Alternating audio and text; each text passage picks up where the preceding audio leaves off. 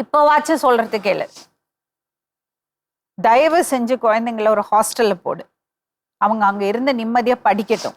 எப்ப முடியுமோ போய் பார்த்துட்டு வா. உன்னோட ஆபரேஷன், உனக்கு ஆபரேஷன் இருந்தா யாரு பாத்துப்பாங்க உன்ன? அம்மா பெரியவங்க வரேன்னு சொல்லியிருக்காங்க கூட.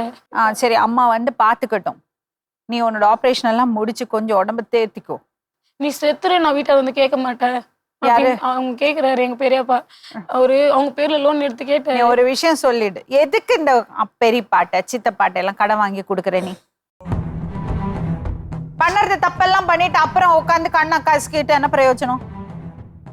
ஒண்ணுதாம்மா பண்ண முடியும், பசங்க வாழ்க்கையை சேவ் பண்ண முடியும். அதுக்கப்புறம் நீ இப்போ ஆப்ரேஷன் பண்ணிட்டு வா. அதுக்கப்புறம் நீ கடனை அவர் அடைக்கட்டும், இல்லைன்னா நீ தான் அடைக்கணும். அது நீ தான் சமாளிக்கணும்.